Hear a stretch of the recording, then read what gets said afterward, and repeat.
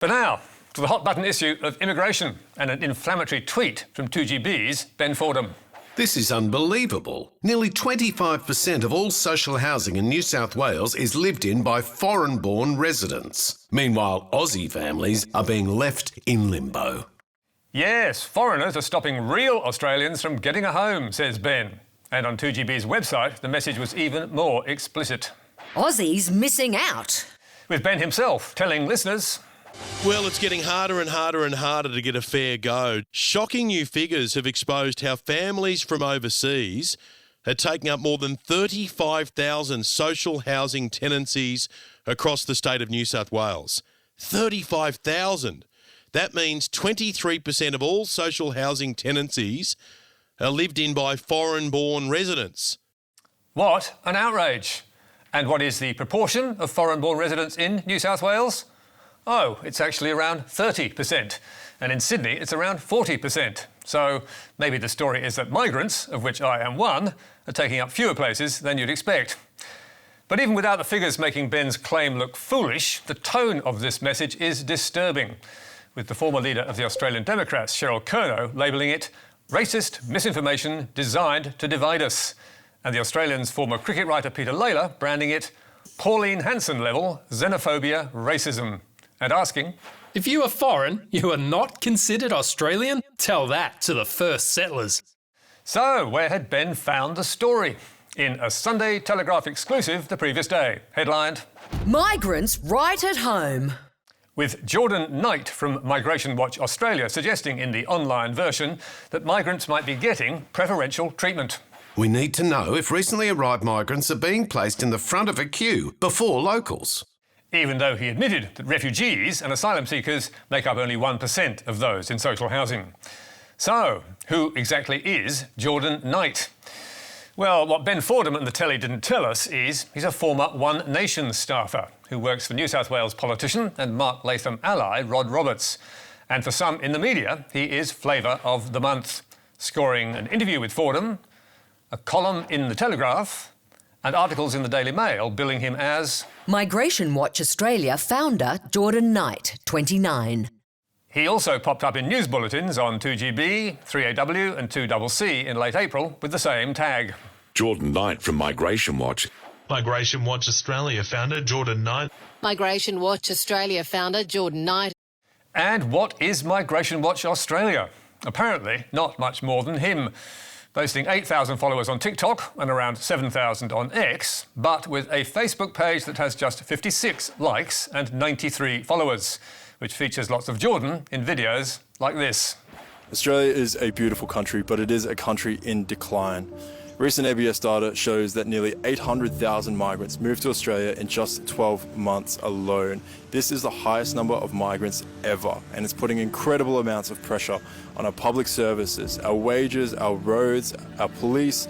Ambulances are getting ramped, hospital wait times are getting longer, life is getting harder in Australia, and it's for one reason and one reason only. And you know what that is. It's all those migrants, whom Jordan also blames for a rise in violent crime, telling his followers on X, speak to any cop and they will tell you that a new level of violence is being imported into Australia. And Migration Watch Australia pushes similar messages, claiming in a post on X last week that immigration is smashing Australians. That account links to Migration Watch Australia's website and an online petition to pause immigration, claiming it can increase crime, unemployment and negative social behaviours and threaten democracy because, quote, immigrants disproportionately vote for socially democratic parties such as Labor. Outrageous. And Knight's political views also bubble up in the right-wing Spectator magazine, where he repeatedly bashes the immigration theme, warning that Conservatives must win the battle, multiculturalism is failing, and immigration is tearing the country apart. In another of many columns of the magazine, he laments, once upon a time, things were good and you didn't have to talk about immigration. Those golden days are over. He then goes on to warn about Middle Eastern and African gangs and innocent people caught in the crossfire, and concludes, the conditions for a serious social and political flashpoint are starting to emerge. Jordan's warnings clearly meet the approval of Spectator editor and Sky News host Rowan Dean, who has published 8 columns from Knight in the last year alone. So, What do we make of all the uncritical attention that he and his Migration Watch are getting? Well, let's agree, immigration is an issue we should be debating. It is at record levels and it does put a strain on rents, services and house prices. But it also has benefits. We are a nation of migrants and Australia is a multicultural success story. And if the media promote Jordan Knight's inflammatory claims without challenging them, they could help provoke exactly the sort of conflict that Knight is warning about. It is irresponsible, it's xenophobic, and it divides Australia. We sought comment from Jordan Knight. He did not get back to us. 4 years ago, ASIO disrupted a sophisticated international plot to steal Australian secrets. At the time, the nationality of the spies was not revealed, but now senior officials have confirmed to the ABC. Hello, I'm Paul Barry. Welcome to Media Watch. And that was the ABC updating us on a spying scandal that's now a few years old. And we won't spoil the story by telling you where the spies were from, but let's just say the media and their experts got it totally wrong. After ASIO boss Mike Burgess set them all on the trail in 2021 with this comment. One of our investigations focused on a nest of spies from a particular foreign intelligence service that was operating in our country. And what was this nest of spies up to? They tried to obtain classified information about Australia's trade secrets. They asked a public servant about information on security protocols at a major Australian airport. So, unsurprisingly, Australia kicked them out. But apart from hinting they weren't from China, all the juicy details of the expulsion, like how many spies and where they came from, were left out. So, of course, the media and their intelligence sources started speculating. And eventually they all landed on the same bad actor. Where are they likely to be from? We don't know for sure, but almost certainly Russia. The most likely candidate would be Russia. Security sources are privately pointing at Russia. With Andrew Cannell telling us with particular conviction on Sky News that... I was actually talking about Russia, in case you're wondering. Case closed. And Simon Benson at The Australian was getting the same intel. Senior operatives in the intelligence community strongly speculated that Russia, which has long seen Australia as a backdoor to gathering intelligence on the US, was the nation-state in question. And over at The Guardian, they were also leading on ASPI's Peter Jennings' speculation that it was Russia. So, it came as a great surprise to them and us when we heard this in the news last week.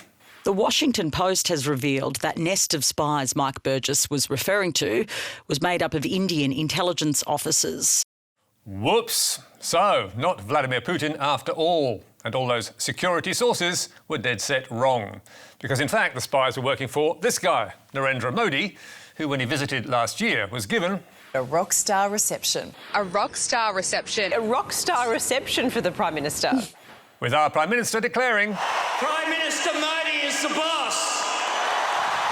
And how did the Post manage to get to the bottom of this 3-year-old cold case? Well, by speaking to Australian officials. Yes, not experts or think tankers, but real insiders, whom they didn't name, but who... confirmed to the Post that it was RAW. RAW being the Research and Analysis Wing, which is the Foreign Intelligence Agency of India, with the ABC endorsing that on the 7pm news. Now senior officials have confirmed to the ABC the country involved was India. So, did the unmasking of the real culprits make the evening bulletins anywhere except the ABC and SBS? Remarkably, not. So now, to last month's mayhem at Bondi Westfield, in which 6 innocent people were killed. The deadly rampage was one of the biggest breaking stories in recent years, so we've decided to take a closer look at how well it was covered by TV news. First warning of the attacks hit our screens shortly after 4pm, with the ABC and then Sky flashing up reports of a stabbing at Bondi Junction. And 10 minutes later, the ABC had a live chopper shot available to all networks, with reports of shots being fired. But the first to really click into gear was 9, which broke into its Saturday afternoon programming a few minutes later to bring us this urgent update. Good afternoon. We come to you with breaking news. Right now, there is a major emergency unfolding at Bondi Junction, and it's centred on the Westfield Shopping Centre. We understand that at least 6 people have either been stabbed or shot dead. That was at 4:21, 1 hour after Joel Couchy had started his violent rampage. Right now, you're looking at a live shot. Police have surrounded the top section of the centre. They're armed and still looking for those responsible. 8 minutes later, Mark Burrows was back, with Nine then flicking the switch to rolling coverage and crossing to a reporter in Bondi Junction for an eyewitness account. Mark, I want to introduce a man to you called Jason. Jason was inside the shopping centre when you saw police shoot dead a man with a knife. Can you explain what happened? And then, 7 minutes later, Nine brought in a second reporter and another eyewitness. It was quite far, but you could still hear like bah, bah, bah, bah. And I just saw people running around, so my instinct was just to put all the customers inside and close the shop. By now, Nine had at least 2 reporters on the scene. So, where was ABC TV? There was nothing on its main channel, and the news channel, whose sole job is to cover breaking news and is well aware that something terrible is unfolding, has inexplicably abandoned its live aerial shot of multiple ambulances and announced... I'm Dan Borsch. Stay with us. Planet America's Fireside Chat is up next. Which the ABC then stuck with for 23 minutes until 4:38, when it finally ditched John and Chaz to go live to the shopping centre. The only problem is, it still didn't have any reporters on the scene. What it did have was a 10-minute phone interview with an ABC radio producer who had been shopping at Westfield, away from the action, and was shut in a storeroom as the attacks began. The guy was wielding either a machete or a knife. I think he's wounded some people, and then this policewoman shot him twice. Shortly after that, the ABC brought us 2 eyewitnesses, but it then cut away from Bondi again. And it wasn't until 6 minutes to 5 that it crossed to crime reporter Leah Harris, who had rushed to the scene. We've been told that hundreds of people ran for their lives through the shopping centre and out onto this street. A lot of people sheltered inside shops. Sky News, meanwhile, was also scrambling, with a reporter still on her way to Bondi, talking on the phone over the live chopper shots. And where was 7 News as 5 p.m. approached? It was at the racetrack, where Bruce McAvaney was talking through race 9 at Bendigo, with not even a strapline to tell you about the Bondi attacker. Second and third, there's a spark hanging on there, I think might have. Richo, did you get those numbers? But at least when 5 p.m. came round, 7 quickly hit its stride, kicking off rolling coverage with a team of 2 reporters. It is a shocking scenario. Just describe what you're learning there, please. And like 9, 7 had a host with years of experience to hold the coverage together. Meanwhile, the ABC was still struggling to cope, with only 1 reporter at the scene. And Leah Harris was not only flat out trying to cover the chaos live, she was also doing a news package for the 7 p.m. bulletin, an impossible task. So, in the critical hour between 5 and 6, the ABC was twice forced to replay the phone interview with the radio producer. And after getting a second live cross from Leah, it was forced to replay that twice as well. All up, these replays lasted 40 minutes, or 2/3 of the ABC's output in that crucial hour, which is, frankly, pathetic. And because ABC TV were caught short, it was missing powerful and tragic eyewitness accounts like this on 9. Sorry, can you tell me that, sir? So this is what you're hearing. He saved the baby. That man there. Man, sorry, sir. We're on 9 News right now. I've just been told that you've been helping out. Can you tell us what happened? The baby got stabbed, and yeah. The mum got stabbed, and the mum came over with the baby and threw it at me, and just holding the baby, yeah, it looked pretty bad, but yeah. And how were you able to help out? It's just holding the baby and trying to compress the baby, and same with the mother, trying to compress the blood from stopping and calling ambulance and police. That would have been pretty horrific to see. What were those injuries actually like? Oh, very bad. There's a lot of blood on the floor, and yeah, hope the baby's all right.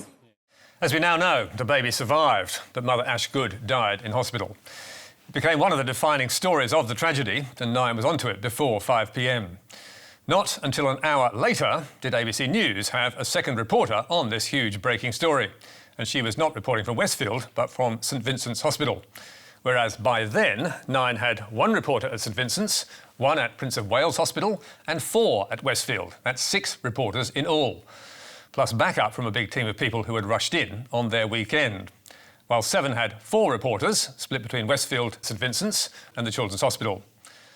Old ABC hands who watched the public broadcaster's TV coverage were horrified at how thin it was, and shocked that the 7 p.m. news in Canberra and Brisbane did not lead their bulletins with the Bondi attacks, because they didn't get the news package in time. with one former ABC reporter calling it unforgivable. ABC spends 5 to 7 years degrading TV news coverage, and that's what happens. What a disgrace. Auntie embarrassed. So why was the ABC's TV coverage second-rate? A lack of firepower, resourcing and experience are among the issues being raised internally, with some news staff furious at a lack of urgency and breaking news culture at the news channel, and another blaming low morale and skeleton staffing at the weekend, telling us, "You can't keep on doing everything with nothing." But ABC managers clearly don't agree. Internal emails we've seen show bosses calling the coverage well executed and superb. And in response to a series of questions, the ABC defended its coverage, calling it urgent but measured, and saying, "The team sustained comprehensive rolling coverage for around 5 hours and provided the video and live stream coverage for the website and app, ABC iView, YouTube and Facebook. It did exactly what it's there to do." Sadly, the evidence says otherwise. And in comparison to Nine's leading coverage, it was miles off the pace. In fact, we wonder how the ABC can justify having a dedicated news channel if it can't do better on breaking stories like this. And to recall why News 24, as it used to be called, was set up, it's worth going back to the launch in 2010.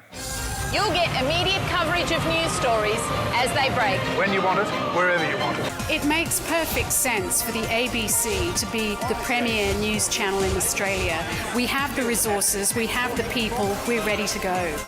But at Bondi, the ABC did not have the people or the resources and was not ready to go. And you have to ask, if the ABC can't or won't resource its news channel properly, should it close it and use the money elsewhere? It's a choice the ABC needs to make. That's all from us for tonight. You can read statements from 9, 7 and the ABC on our website. You should take a look. They make interesting reading. And don't forget, Media Bites on Facebook, YouTube and Instagram. But for now, till next week, goodbye.